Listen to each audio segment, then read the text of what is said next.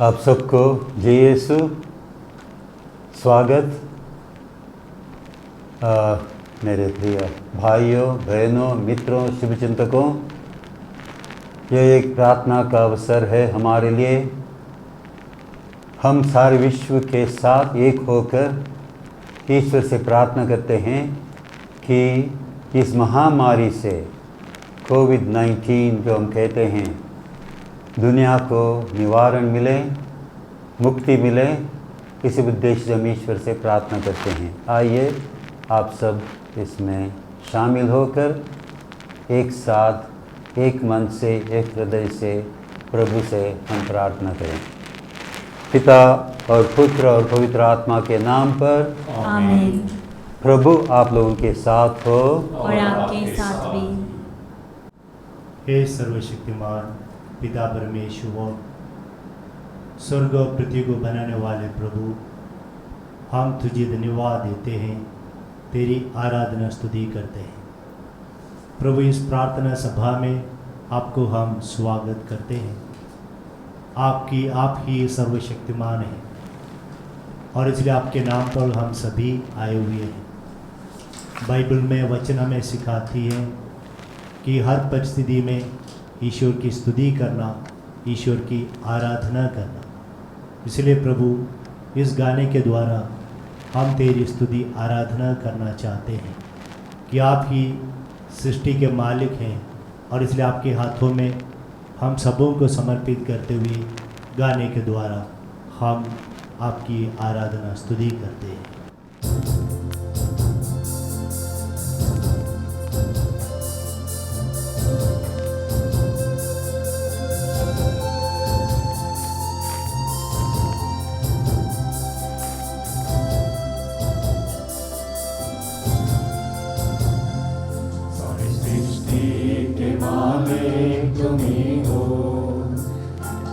सृष्टि के रक्षक तुम्ही हो,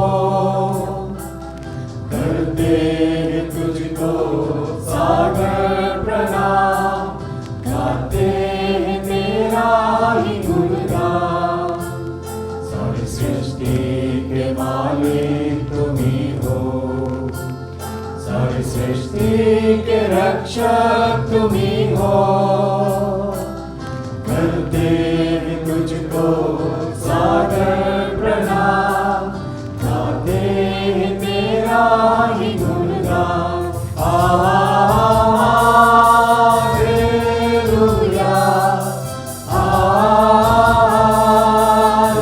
हालेलुया,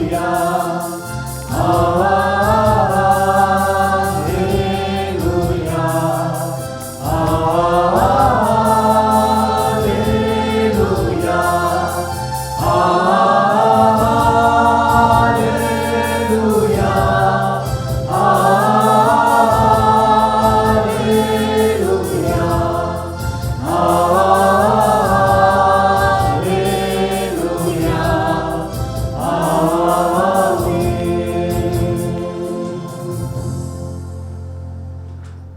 आइए हम स्तोत्र ग्रंथ से पाठ सुने। स्तोत्र ग्रंथ 91। तुम जो सर्वोच्च के आश्रय में रहते और सर्वशक्तिमान की छात्र छाया में सुरक्षित हो, तुम प्रभु के यह कहो, तू ही मेरी शरण है, मेरा गढ़, मेरा ईश्वर, तुझ पर ही भरोसा रखता हूँ। वह तुम्हें बहेलिए के फंदे से, घातक महामारी से छुड़ाता है। वह अपने पंख फैलाकर तुमको ढक देता है, तुम्हें उसके पैरों के नीचे शरण स्थान मिलता है।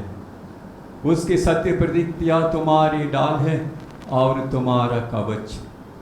तुम्हें न तो रात्रि के आतंक से भय होगा और न दिन में चलने वाले वान से, न अंधकार में फैलने वाली महामारी से, और न दोपहर को चलने वाली घातक लू से। तुम्हारी बगल में भले ही हजारों और तुम्हारे दाहिने और लाखों ढेर हो जाए, किंतु तुमको कुछ नहीं होगा। तुम अपनी आंखों से देखो है कि किस प्रकार विधर्मियों को दंड दिया जाता है, क्योंकि प्रभु तुम्हारा आश्रय है। तुमने सर्वोच्च ईश्वर को अपने शरण स्थान बनाया है। तुम्हां से कोई अनिष्ट नहीं होगा, महामारी तुम्हारे घर के निकट नहीं आएगी, क्योंकि वह अपने दूतों को आदेश देगा कि तुम जहाँ कहीं भी जाओगे वे तुम्हारी रक्षा करें। वे तुम्हें अपने हाथों पर उठा लेंगे कि कहीं तुम्हारे पैरों को पत्थर से चोट न लगे। तुम सिंह और सांप को कुचलोगे, तुम वात और अजगर को पैरों तले रोदोगे। वह मेरा भक्त है, इसलिए मैं उसका उद्धार करूँगा। वह मेरा नाम जानता है, इसलिए मैं उसकी रक्षा करूँगा। यदि वह मेरी दुहाई देगा तो मैं उसकी सुनूंगा। मैं संकट में उसका साथ दूंगा। मैं उसका उद्धार कर उसे महामान्वित करूँगा। मैं उसे दीर्घ आयु प्रदान करूँगा और उसे अपने मुक्ति विधान के दर्शन कराऊँगा।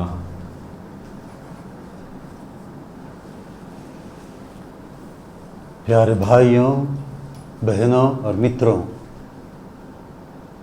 आज का यह रविवार का दिन एक विशेष दिन है और विशेष दिन हम कह सकते हैं क्योंकि आज चौथे लॉकडाउन का आखिरी दिन है।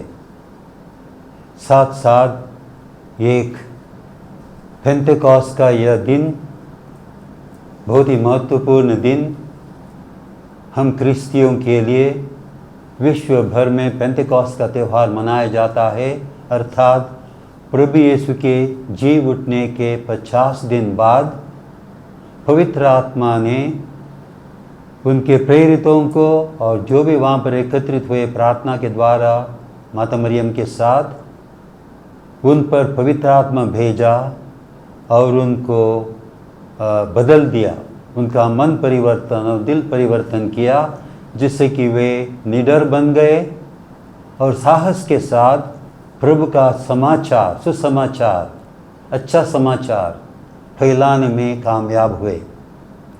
साथ साथ यह महीने का आखिरी दिन है। इस मध्याह्न के अवसर पर हम सारी दुनिया के लोग प्रार्थना में जुटे हुए हैं, इसलिए कि इस महामारी से हमें मुक्ति मिले।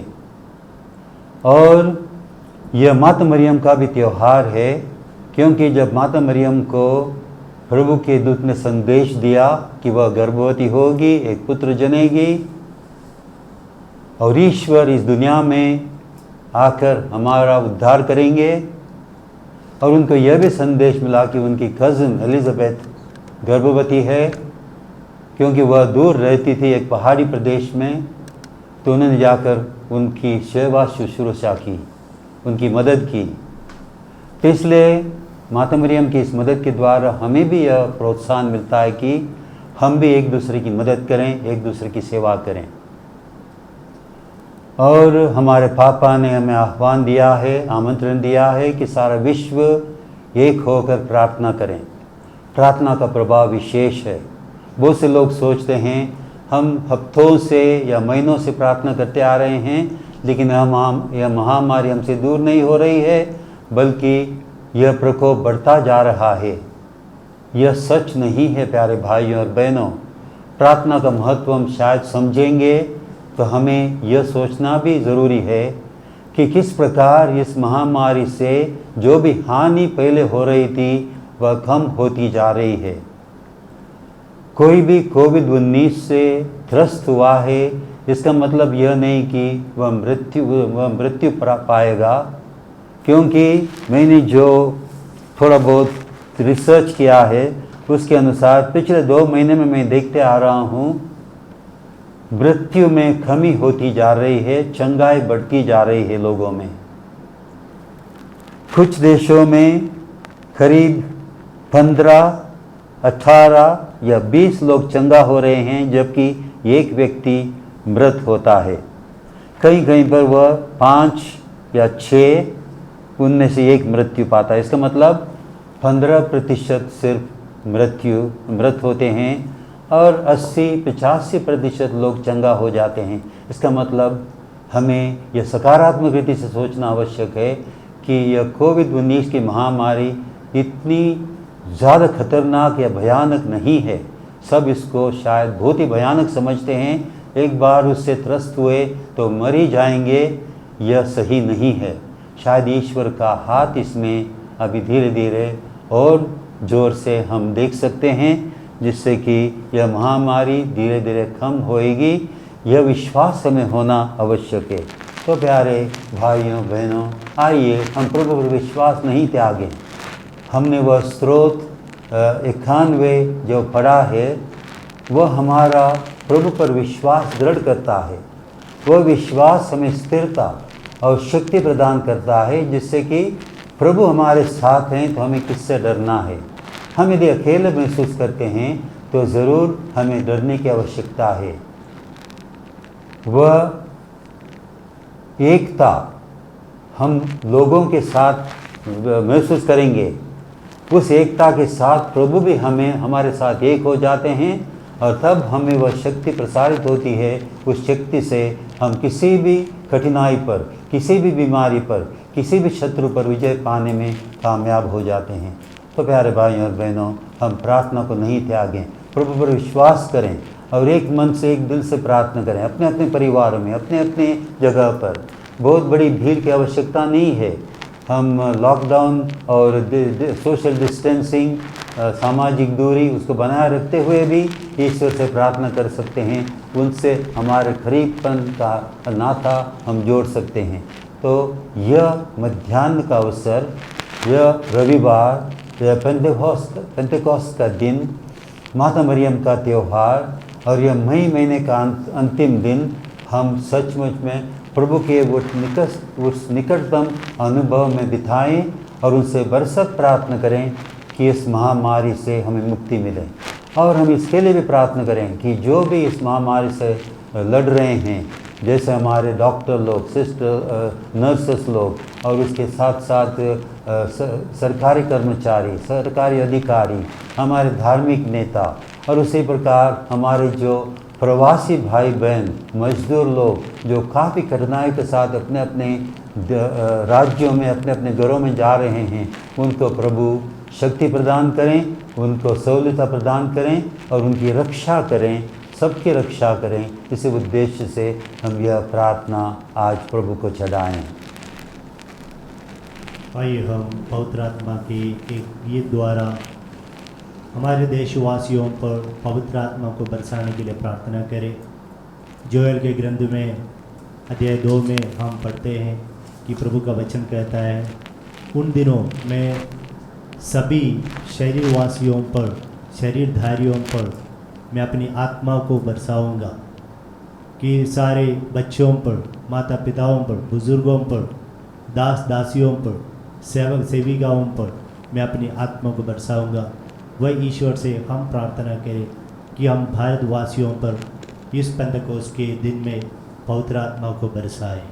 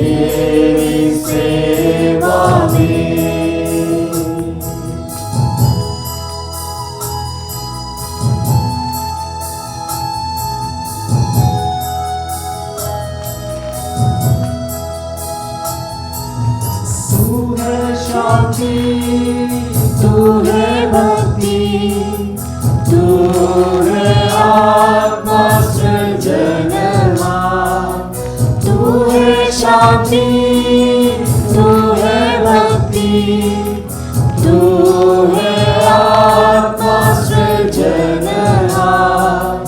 आओ पावन आत्मा, तेरे दान दो, और हमको लगा तेरी सेवा में, तेरी सेवा में, तेरी सेवा में।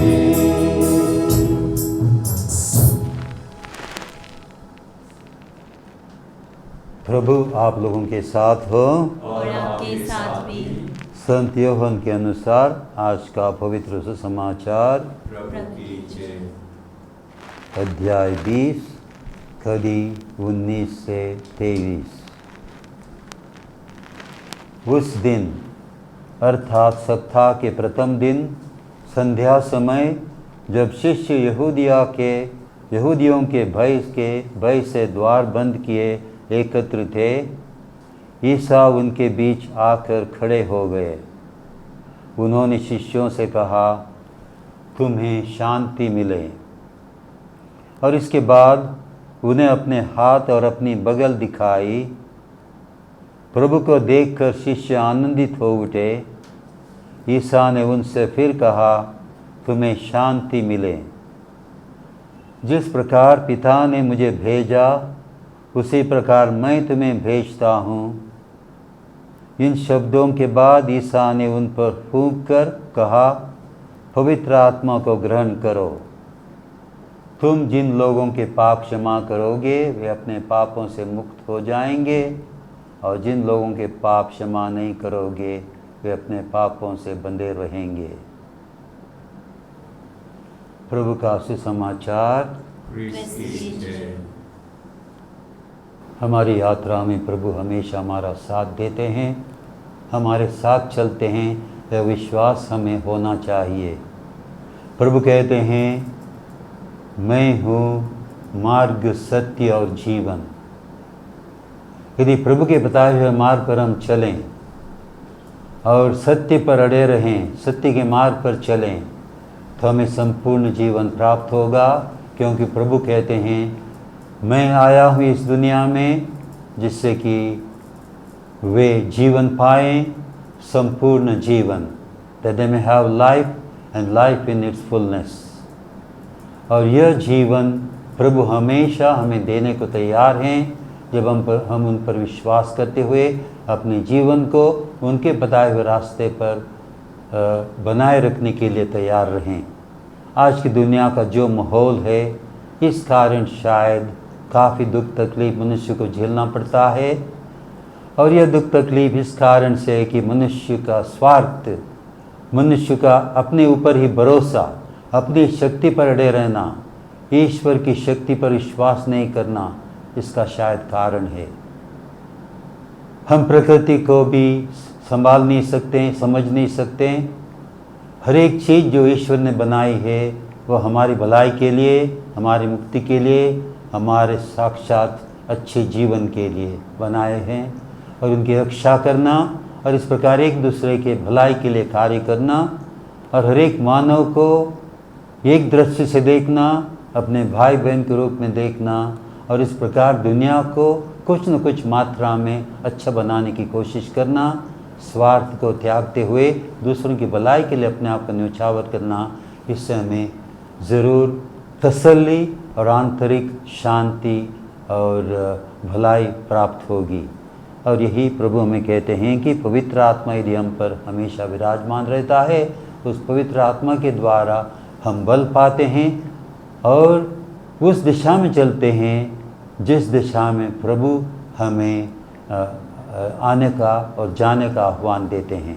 इसलिए प्रभु पर विश्वास करें, उनसे आग्रह करें कि हम इस दुनिया को हर रीति से भला और अच्छा बनाने की कोशिश करें हर एक व्यक्ति की मदद करें, हर एक व्यक्ति को अपना भाई बहन समझकर दुनिया की भलाई के लिए भरसक कार्य करते रहें।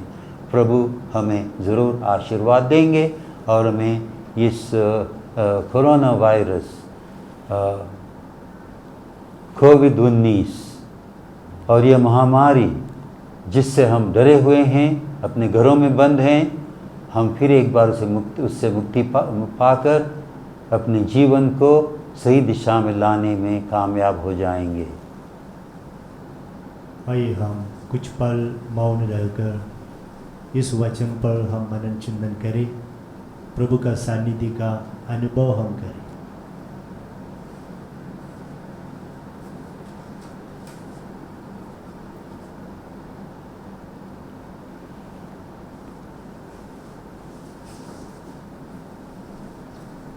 आइए हम सभी हमारे निवेदनों को इस वक्त सर्वशक्तिमान ईश्वर के समक्ष रखे, करुणामय ईश्वर के सानिध्य में रखे।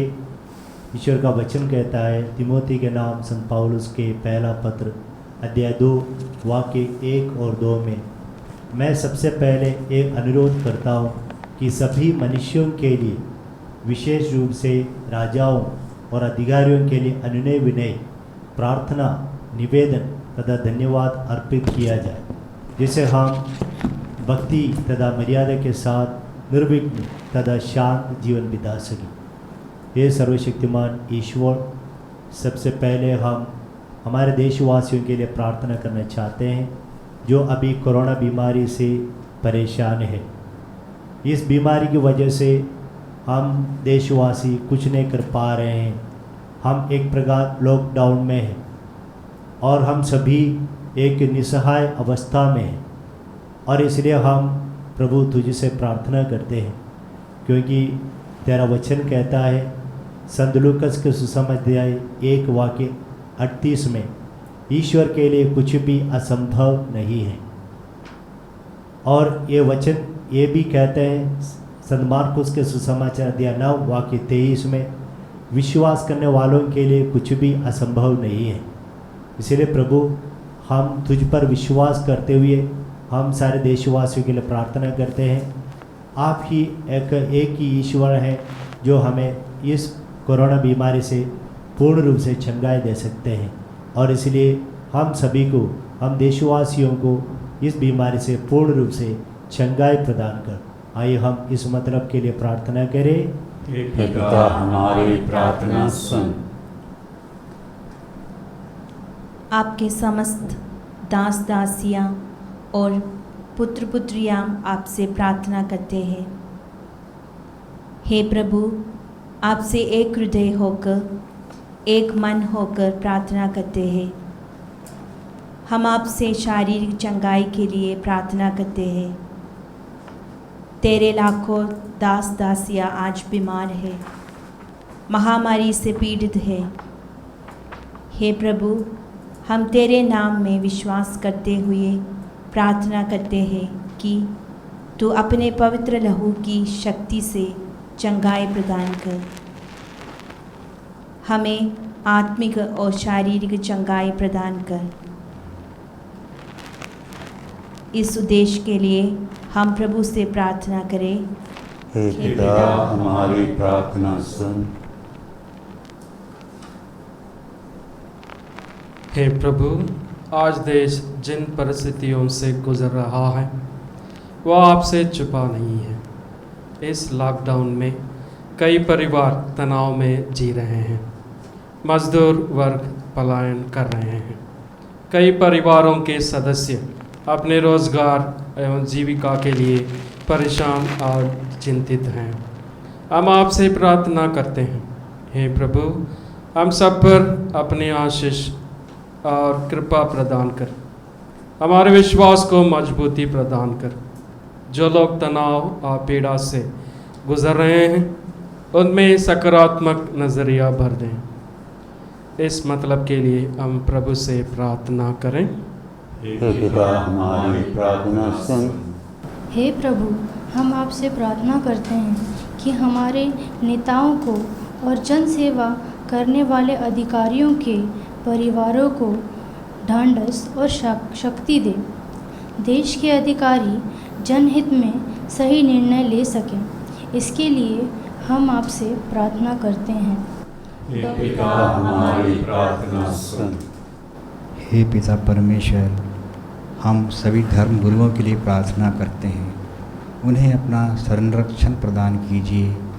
अपने अपने धर्म की अगुवाई करने के लिए आपने उन्हें चुना है। समस्त धर्म गुरुओं के परिवारों को सुरक्षा और अपनी छत्र छाया प्रदान कीजिए। साथ ही दुविधाओं और परेशानियों से हमें बचाइए और हमारी सहायता कीजिए। हमारी दैनिक ज़रूरतों को पूरा करने में हमारी सहायता कीजिए। जो आप पर विश्वास नहीं करते हैं, उन्हें भी अपनी कृपा प्रदान कीजिए। इस मतलब के लिए हम प्रभु से प्रार्थना करें। हे पिता हमारी प्रार्थना सुन। आइए हम सभी हमारी सारी प्रार्थनाओं को जो हमने प्रकट किया है और हमारे दिल में जो भी प्रार्थना है वो सब कुछ पिता ईश्वर के चरणों में रखते हुए वही प्रार्थना दोहराए जिसे प्रभु यीशु मसीह ने हमें सिखाया है। हे पिता हमारे जो स्वर्ग में है, तेरा नाम पवित्र किया जावे, तेरा राज्य आवे, तेरी इच्छा जैसे स्वर्ग में है वैसे पृथ्वी पर भी पूरी हो। हमारा प्रतिदिन का आहार मिले और हमारे अपराध में क्षमा कर, जैसे हम भी अपने अपराधियों को क्षमा करते हैं, और हमको परीक्षा में न डाल परंतु बुराई से बचा। आइए इस वक्त हम हमारे परम आदरणीय आर्चबिशप लियो कॉर्नेलियस से हम ईश्वर की आशीष मांगें। तो सर्वशक्तिमान पिता ईश्वर, आपका धन्यवाद देते हैं इस अवसर के लिए।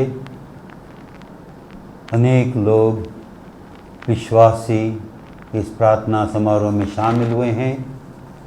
उनको हर तरह की चंगाई प्रदान कर, हर तरह की कृपा प्रदान कर, जिससे वे अपने जीवन में संतुष्टि पाएं और अपने जीवन को सही रीति से आगे बढ़ाने में वे कामयाब हो जाएं। हम विशेष रूप से हमारे फ्रंट लाइन वॉरियर्स जैसे कहते हैं, डॉक्टर्स, नर्सेस, पुलिसकर्मी और असंख्य लोग जो लोगों की सेवा में दिन रात लगे हुए हैं, हमारे फादर लोग, सिस्टर लोग धर्मी जो लोगों की सेवा में अपने आप को लगा रहे हैं, उन पर अपनी कृपा बरसाइए और उन पर असीम दया कीजिए। वे अपने कर्तव्यों को निर्वाह पूरी रीति से और निष्ठापूर्वक कर सकें और उनको वह शक्ति प्रदान कीजिए जिससे कि वे अपने जीवन में दृढ़ता और जीवन में शांति, प्रेम और भ्रातृभाव महसूस कर सकें। इस उद्देश्य से हम आपसे उनके लिए और हम सबों के लिए आशीर्वाद की याचना करते हैं। प्रभु आप लोगों के साथ हो और आपके साथ भी। और सर्वशक्तिमान ईश्वर पिता और पुत्र और पवित्र आत्मा आप लोगों को आशीर्वाद प्रदान करें। आप लोग विदा लें। प्रभु की शांति साथ रहें। Hallelujah, hallelujah. ईश्वर को धन्यवाद। Hallelujah, hallelujah. आइए हम सभी इस प्रार्थना सभा के आखिरी में खड़े होकर हमारे राष्ट्र के प्रति जो श्रद्धा भक्ति है हम प्रकट करें नेशनल एंथम गाते हुए।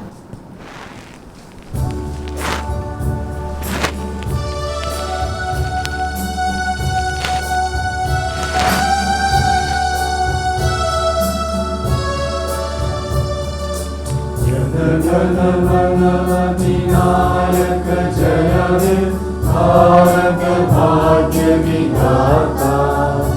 पंजाब सिंध गुजरात मराठा, द्राविड उत्कल बंगा।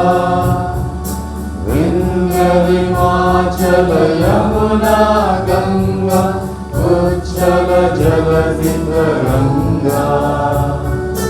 तब शुभ नामे जागे, तब शुभ आशीष मांगे। गाए तब जय गाता, जन जन मंगलदायक जय हे भारत भाग्य विधाता।